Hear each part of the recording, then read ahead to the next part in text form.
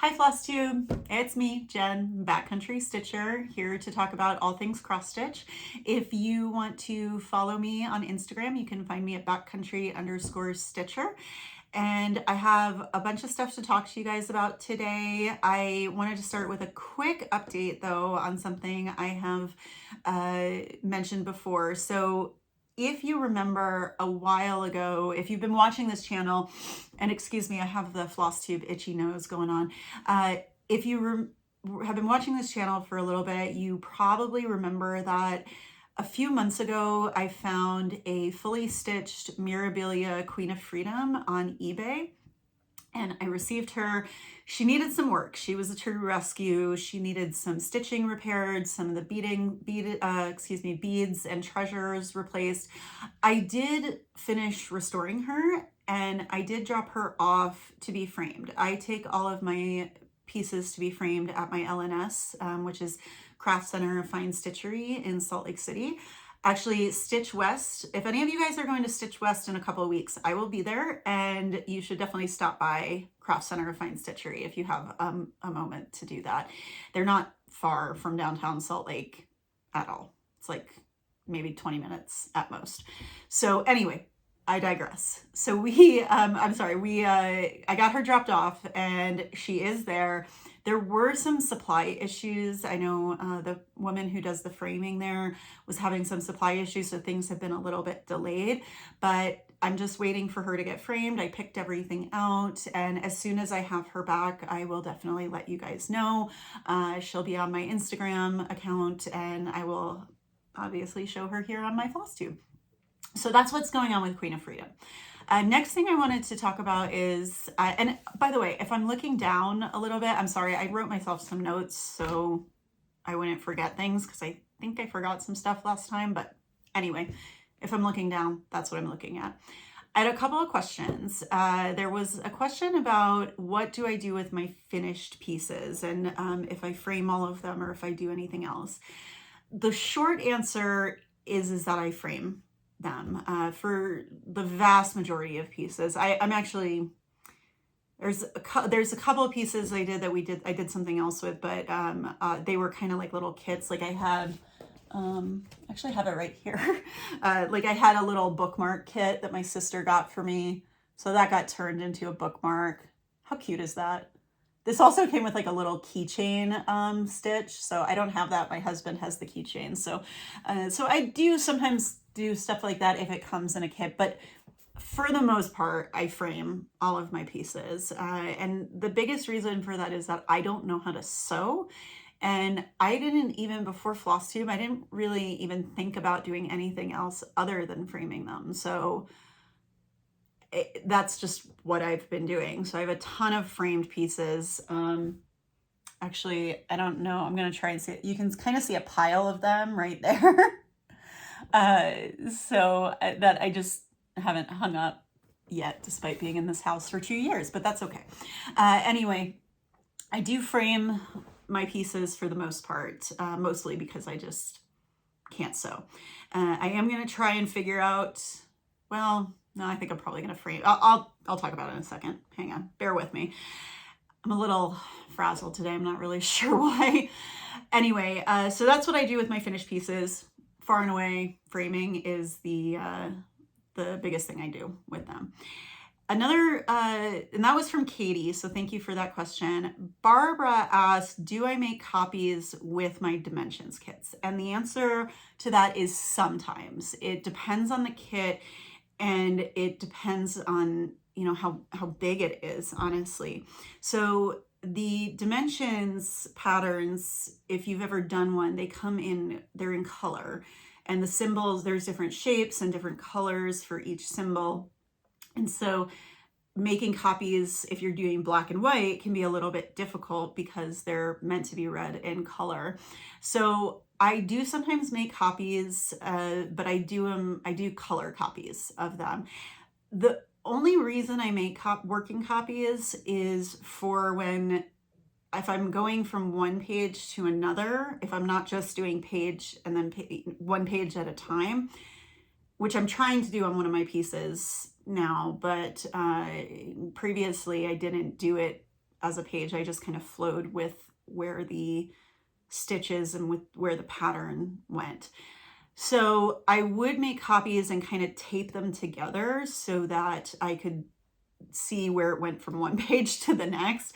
But I do make them in color copies. Now, the dimensions kit I'm working on, which I'll show you one of my whips, is I am not doing that. I'm actually trying to just do, it's only really 2 pages, well, 4 pages, but 2 of them, you know, it's like kind of grouped together. It's folded over. So anyway, I'm trying to not have to make a copy for this one. I don't highlight my dimensions kits.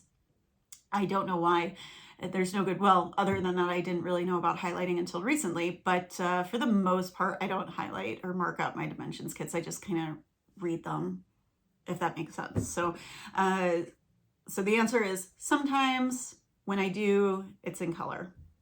So, okay, so let's get into the stitching. Like I said, I have 3 finishes. One of which is a start and finish, and then I have 2 whips that I've been working on. I was out of town last week, so I only brought 1 project with me, and it's one of my finishes. I was out at the dental conference, so I didn't get a ton of stitching done that week. So the first one is a little Lizzie Kate piece, and it's called Hocus Pocus, and this is it right here. So this is done on olive green or dark olive green, 32 count Lugana, and I believe it's by Zweigart, I want to say. And it's just super cute. I'm not really a Halloween-y person, but this is actually, I don't know if I'm supposed to be showing this actually. This is for my Smalls exchange at Stitch West. So if you're going to Stitch West, this is what I'm going to be doing for the Smalls exchange. So I just thought it was really cute. And even though I'm not into Halloween, I know there's a lot of people out there. And also this is kind of appropriate because the new Hocus Pocus movie came out, which I haven't seen yet. But I do want to. I realized the first one came out in 1993, I think. So, and I remember when it came out. What does that say about me? So anyway, I just thought this was really cute. The threads are all variegated threads. I believe it's by Classic Colorworks. And these are 2 little candy corn beads. So I just thought that was really cute. So hopefully someone will enjoy this and give it a good home. I think I was thinking about doing like a flat fold with it, but I don't think I have time to figure out how to do that between now and Stitch West because I'm just super busy with work and have a bunch of stuff going on. So I think I'm going to get like a small frame to put it in, and I'm going to frame it without the glass though. I don't want to frame it with the glass because I just don't think it's, yeah, I'm going to frame it without the glass. If I don't film before I fully finish this, I'll take some photos and show you guys next time. So that's my start and finish. All right, now, next finish. So this one, I don't think I've shown in a while. I was working on a Dimensions Gold Collection Petite, and it's called Amaryllis in Bloom, and it is out of print, unfortunately, but I hadn't worked on it for a long time, and then I was hanging out, I was stitching with Jamie from Cross Stitch and Chill, and I felt like bringing it with me for some reason. And so I was working on back stitching and stuff when I was hanging out with her, and so I finally finished it. So here is the finished piece. And it just came out gorgeous. I wasn't, you know, it's funny, when I was stitching it and I was getting kind of like close to being finished with it, I kind of wasn't, it just wasn't looking quite right. It wasn't looking, it just wasn't looking as, it was kind of looking like blobs, which of course, because it didn't have the back stitching in. So once I put the back stitching in, it was a totally different piece. I did end up doing the, I did all the half stitches in the back. It did call for silver cording around the margins, but I didn't want to do that because it was giving me anxiety. I didn't like the cord. I didn't like the material that they gave with it. And I could have tried like Petite treasure braid or something, but I was kind of worried about making it all, it was going to all have to be symmetrical. Like it was like this repeating motif. And I wasn't super thrilled about doing that. So I decided to leave that off. And what I'm going to do is frame it with like kind of a chunky silver frame, I think, is what I'm going to do. If you guys have any thoughts, let me know. But I think it came out nice. And let me see if I can show you. So you can see kind of these little, I don't know what they call the pistils. I think pistils. I don't know where the little pollen is. Those are bullion knots. You guys see that? Let me try. No, it's not going to work. So those are actually bullion knots, which I had never heard of before, but it's like an embroidery knot. And I was highly confused by this for a hot minute there. But I did finally figure it out, and I think they came out pretty nice. I mean, it's a little blurry because my camera doesn't focus real well when I get up close. And they're not perfect. They're not perfect knots, but it's a flower. It's from nature. Nature isn't perfect, so I'm not super concerned about it. I just really love this. I really wasn't feeling it so much. And then I got the back stitching going and I was like, oh my God, this is gorgeous. So that is Amaryllis in Bloom. And I would tell you guys where to get this, but I found it on eBay completely randomly. I wasn't even looking for any, it just popped up. I don't know, eBay knows I like cross stitching, I guess. So that's my finish. And then I have one more finish for you guys, and that is the Year in the Woods number 4, the Raccoon. So I went on kind of a tear with this guy. I was like, I'm finishing him. Actually, I finished him. That's what happened. I was stitching with Jamie. I finished the Raccoon, and then I started back stitching Amaryllis. But he came out absolutely adorable. I love him so much. And the little like geometric pattern in here and this kind of waviness to his body. Oh my God. I love him so much. He's so cute. And there's like these little teeny tiny flowers in there. They're a little fiddly, but I kind of like the look of them. Oops, sorry. I have a lot of fabric on this one, so look how cute he is. He's gonna go cause some trouble.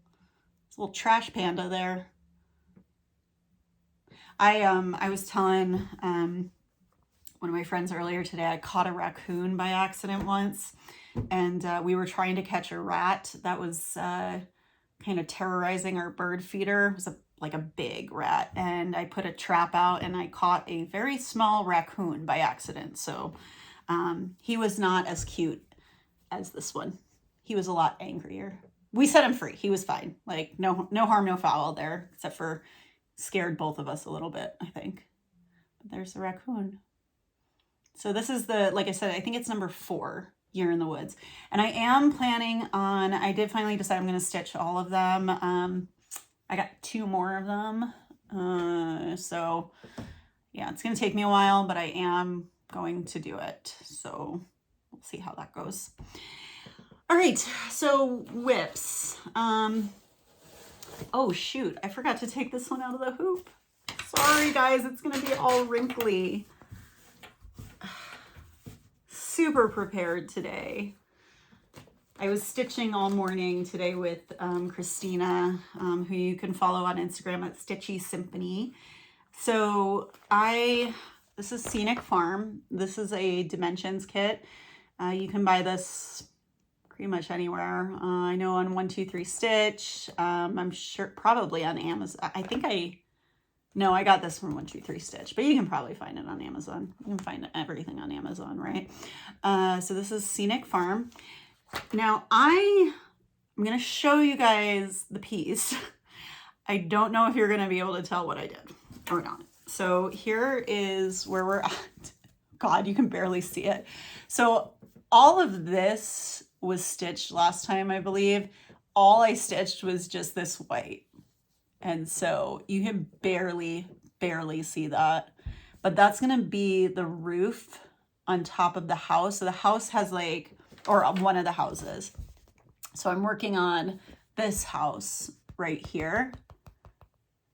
And it's, all white up here. And then there's some white along the edges here. So it's multiple, what do you call it? Peaks to the house, roofs, I guess. I don't know. So yeah, so I just added a bunch of this white. God, you can't see it. I wonder if I turn my ring light off. Kinda. If I turn the ring light off. Stitching white on Ada. This is 18 count Ada. Oh, I forgot to mention, Amaryllis is just on the kit, 18 count Ada, and the Raccoon is on Meadows by Bestitch Me in 32 count Lugana. And then this is obviously just on the kit, white 18 count Ada. White on white. White on white is not super enjoyable to stitch. Just like stitching black on black on Ada. Yeah, I think I worked on this for one night and I was like, I gotta take a break. This whole white on white thing is not working for me. So that is Scenic Farm. And then the next one I've been working on, I am obsessed with, hardcore obsessed. It's not, I don't want to stitch on anything else right now. I was telling Christina that today. I just, I'm not a monogamous stitcher. I used to be, but this one, for some reason, I'm obsessed with. So this is Autumn from the Cricket collection. It's, or the Cross-Eyed Cricket collection. I guess Cross-Eyed Cricket is the brand, and then there's a collection. I don't know how that works, but it's designed by Vicky Hastings. This is Autumn, and they have a whole other, a whole series. There's the 4 seasons, which I will show you because what did I do? I bought all of them. I'll show you my haul section. So anyway, so this is Autumn, and I finished the U, and I'm working on the M right now. I just started this week, and there's a hanging thread going on here, and yet again, I have an obscene amount of fabric. So here we are. So there we are. So I got the U done, and there's 2 little leaves in with the U there. And I finished the letter M, and now I'm working on the reed. It's cattails and reeds there. So I'm working on that. And this is in, excuse me, sorry, let me fix that. Vintage Country Mocha 32 count Lugana by Picture This Plus. And I am absolutely loving this. It's so much fun to stitch because there's big bucks of color, but it doesn't look simple. I don't know how to describe it, but it's not super fiddly, which is nice. It's just a lot of fun to stitch. Highly recommend this pattern. And I'm sure the other ones are just like this as well too. So yeah, I worked on this week. I think I worked on this three days this week, and I've already gotten this far. So I'm hoping it won't take me too long. My plan is to stitch on these during the seasons that they start with. So I had originally planned on starting this on the fall what do they call it? Fall equinox? Yeah, equinox, I think. Summer and winter are the solstice. I can't remember. But anyway, I was planning on starting this on the first day of fall. I didn't really get to because I was had a lot of stuff going on at that time. So I started that this week after I got back from my conference. And I love how it's going. I'm gonna work on it later today too. So that kind of brings me into my haul, because I did get some more patterns, and I did get, because I can't just have, like if I buy, well, in this case, because there were only 4 patterns, I was like, well, I don't want to buy one, I want to buy the whole series, so I have them. Yeah, so I bought Spring. Again, this is from the Cross-Eyed Cricket. Now, this one, and I think the summer one, need different fabrics, because I don't feel like I mean, if you pull it back, like you can barely see the S and the P. It just doesn't stand out on this fabric. I'm not really digging the colors on this fabric. So we're gonna pick a different fabric. Just doesn't stand out enough for me. But that is Spring. This is Summer. And this one's kind of, again, like I would probably pick a different fabric for this. I'm just not sure what yet, but I have time. And then I have Winter. And I really like this. I just want to say, like, I really like this piece because I like all of them, obviously, but Winter, it's very hard sometimes to find winter stuff that doesn't have Christmas in it. And I don't mind stitching, like if there was Christmas stuff, I don't think I would mind it too much. I don't celebrate Christmas, but you know, if there was a Christmas thing in here, I wouldn't have minded it, but there's not. So it's kind of nice because it'll hang nice in my home, even though I don't celebrate Christmas. So it's just nice to have a winter one without Christmas.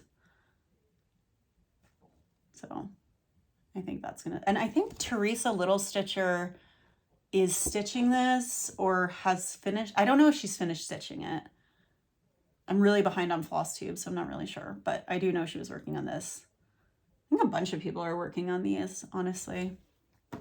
So if you're working on them, let me know. So there was that. I did get, where am I putting this? I did get another Barbara Anna design. I'm not super into Halloween, but I went through like a moment where I said, I want to buy some Halloween patterns. So that was when I got the Hocus Pocus. That's kind of what led me to the autumn. And then I got this Barbara Anna Trick or Treat. And I like this one because it's a cute little kitty all dressed up. I mean, it's a cat in a tutu. Yeah. With a hat and a bow tie. Like, what is this? And little witch boots. Guys, what is happening in this picture? It's amazing. It's absolutely amazing. So I did get that. So that's fun. I don't stitch a lot of Lizzie Kate. I mean, that little Hocus Pocus one was Lizzie Kate. But when I found that Hocus Pocus one, this popped up and I was like, this will be really good to have for baby announcements. Lizzie Kate has these little like welcome babies. Things are really straightforward and simple. And I tend to do baby samplers for friends and coworkers. So I thought this would be really nice because this is, sometimes I do bigger ones and it's a lot sometimes because I have to like focus just on that one. So I thought these would be really nice. They're simple, they're cute. There's like, these are little buttons, like that's a little button there. So I got that. And then I did get 2 more of the Cottage Garden samplings, Year in the Woods. This is the Swans. This is number 2. So I think this is probably gonna, well, yeah, this might be the next one I work on. I have to get more fabric for it, but got the swans. And then I got A Year in the Woods #3, the jackrabbit. I love his big ears. They're adorable. I think I had said like a while ago on one of my early floss tubes that I had liked all of the animals, but I didn't want to stitch all of them. And then as time went on, that changed. I saw more people stitch, like I saw people actually stitching them, and I was like, oh, those are perfect. I absolutely love them. So now why haven't I bought all of them? I don't know. I think I bought a whole bunch of patterns, so I couldn't really justify it to myself, but I'm sure my next haul from 123 Stitch, I will get more. So that is what I have for stitching today. If you are here just for the stitching, thank you so much for being here. I appreciate each and every one of you. If you enjoyed this video, please like, comment, subscribe, all of the YouTube-y things, and I will see you next time. If you are interested in listening to me ramble on for a few more minutes, then I'm going to tell you a little bit about Olympic National Park. This was, you know, we went on that big trip. So I'm trying to start with national parks, talk about national parks in each video. And I'm trying to start with ones that I've at least been to. And Olympic was the second one that we went to on our trip. And so I thought it made sense to do that. So hang on, let me get a sip of water. Oh, and if you watched the last video, I had this is a collapsible water bottle. I decided I do like it. So got it on Amazon. Anyway, so Olympic National Park. It is in Northwest Washington on the Olympic Peninsula. It's, depending on where you're going in the park, it's like anywhere from like 2 to 3.5 hours to get there from Seattle. Maybe a little bit more. I'm trying to remember, but the park's really spread out. There's kind of like when I think about it in like 3 main sections. There, you know, you probably could divide it into more, but there's Hurricane Ridge, which is kind of the mountainous section. There's the Hoh Rainforest area, which, as it sounds like, is a rainforest. And then there's the beaches, there's the shoreline. So the park is named after Mount Olympus, which is the biggest peak, or the tallest peak in the Olympic mountain range. And it is, I think it's like 8,000 feet in elevation. Yeah, it's almost 8,000 feet in elevation. But it is, which doesn't sound high, but the base of it is like almost sea level, I believe. So it's pretty high to get there from the bottom. So there's the mountain, there's rainforest, there's the beaches, there's so many things. But so we didn't go to Hurricane Ridge. We didn't make it to that area. We kind of drove by it.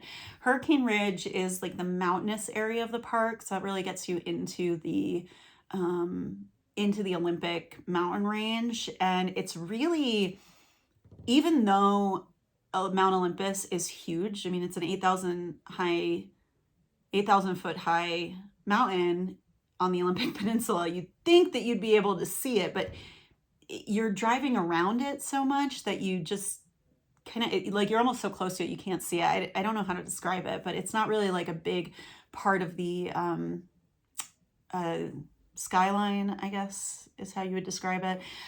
So anyway, so the Hurricane Ridge area is, my understanding, is the only place you can get a really good look at Mount Olympus. Like I said, we didn't go there, but if you want more mountainy areas, that would be the area to go. And there's definitely lots of hiking, viewing of mountains and scenery. I just don't have much personal experience with it because we did not get to go there. Not because we didn't want to, it's just you only have so much time and to do things. So now Olympic is separated. And so part of the park is completely separated. It's totally on the shoreline, on the beach. And we went to, there's a lot of different beaches. Probably the most famous is Ruby Beach. I was not able to see that because the entire road to Ruby Beach was closed for construction. There's other beaches too that you can go to, and they're just numbered. I think there's like 1, 2, 3, and 4. The beach that we went to was called Shy Shy Beach, and it is, in order to get there, it's a beach you have to hike to. So in order to get there, you hike in about 2 miles. Most of the hike, though, is actually not in the national park. It is technically on the Macaw Indian Reservation, and so you have to get not only if you're if you're hiking it, you have to get a daytime like recreation permit, and then if you backpack, you also have to get an Olympic National Park permit. But it's a really great hike. You can do it in a day. You hike in, and then it's like, just like most of the beaches in the Northwest Pacific, you hike, and then it's a steep drop down to the beach. It's not all the beaches are like that, but what I discovered is a lot of them are. So it's a steep drop down to the beach, and then you have this whole like 2-mile stretch of beach about where there's not many people, honestly. So now what we did is we actually backpacked Shy Shy Beach. And pro tip, if you decide to do that, you cannot park overnight at the trailhead parking. You have to park at, I kid you not, in some dude's front yard. He charges like $10 a day, so it's like $20 if you're doing it an overnight. And you park in his front yard, and then you walk, it's like half a mile to the trailhead, and then you can start the hike in the woods. And it's beautiful. It's a magical hike. And then you get down to this beach, and we were there, we drove there from Seattle and then camped that night. So we got there kind of later in the day, and there really weren't many people there. And actually, when we stayed there overnight, I think there were only maybe 3 other groups of people, couples, it was my impression, that stayed on that beach, but it was over like a 2-mile span. So we had the place, it felt like we had the place to ourselves. So it was highly, highly recommend this. I mean, you are camping on the beach, but I don't know how we did it. Somehow we didn't get much sand in our stuff. I don't have a good tip on how, because I have no idea how we managed that. Anyway, if you want to extend your hike, you can continue and hike on the beach to this stone rock formation called Point of the Arches. And there's actually arches like in the stones. And we decided we hiked, we camped, and then the next morning we hiked to Point of the Arches and then hiked all the way back out. So it was a total of about a little over 8.5 miles from the car and back to the car. So round trip, over 2 days, basically. So now, also pro tip, if you are hiking the beach, I highly recommend doing it at low tide, because the sand that is on when the tide's out is a lot more firm and easier to walk on than the sand that doesn't have water that comes over it. So just keep that in mind. We were very lucky we hiked at low tide. It was a lot easier. The other area that is really nice is the rainforest area, which is, my understanding, is mostly on the western side of the park, or of the western side of Mount Olympus. And there's the Ho River, H-O-H River, that runs through, and it's a temperate rainforest. And it honestly, even though it's not a tropical rainforest, it still feels that way. So we actually did another backpacking trip. We hiked the Ho River Trail, which is a very popular trail, and I do recommend it. A lot of people will hike. There's a waterfall. I want to say it's the Ho Waterfall, but I'm not sure if that's the actual name or that's just what people were calling it. So a lot of people will hike to the waterfall and back. The whole trail, the Ho River Trail, actually goes all the way you can take it all the way to like the Glacier Meadow, which is like right before you start mountaineering to get to the top of Mount Olympus. I think it's like 16 to 17 miles, the whole trail. We only hiked 5 miles in and then 5 miles out. But we did run into people who were hiking the whole thing and going to the top of Mount Olympus. It's a popular route to get to the top of Mount Olympus. And we ran into some people and they had all their mountaineering gear, because you do have to like rock climb and use your ice picks or whatever to get to the top. But we hiked and we did a backpacking trip, and it was really nice because you get a backcountry permit, but you don't have to get it for a specific campsite. There's like areas you can camp, and there's multiple campsites in each of these areas. So it wasn't super private, but it was still really nice, and we had a lot of fun. Also in that area is now this is a much shorter hike, but it's at the same place where the Hoh River Trail starts, is the Hall of Mosses. So if you want to get that rainforest experience without going too deep into the trail, there's this Hall of Mosses hike or walk. It's only about, I think, a mile or so, and you really get that feel of being in the rainforest with the mosses hanging and everywhere. So now the other place I should mention too is Sol Duc. Sol Duc is like an area of the park that has hot springs. So we did get to go into some hot springs. I don't have photos of that because I don't know why I didn't bring my camera in with me, or my phone in with me, to the hot springs for some reason. I was afraid of it getting wet, I guess. I'm not sure. Once I got in the hot springs, I was like, oh, I should have brought my camera. That was silly. So anyway, so you can have kind of a little spa experience at Olympic National Park if you would like. They have like times where you can go in, and they're like an hour and a half blocks. They also do have cabins that you can stay at Sol Duc, but I think they're pretty rustic, like it's not a 4-star hotel is what I should say, but it's very nice. They have the springs set up really nice. They have 3 hot spring pools, and then they actually have a cold pool too, which is super fun. It's terrifying. Like we got in the hot springs, and then we were like, okay, let's jump in the cold water, and that was a poor decision. And then the one other place I do want to mention is, as we were driving out kind of on the southern end of the park, is Lake Quinault.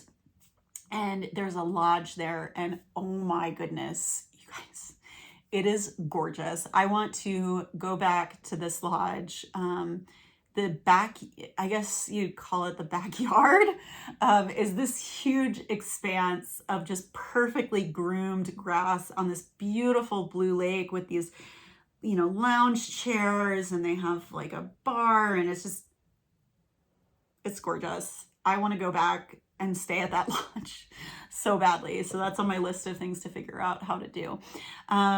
So that is my summary of Olympic National Park.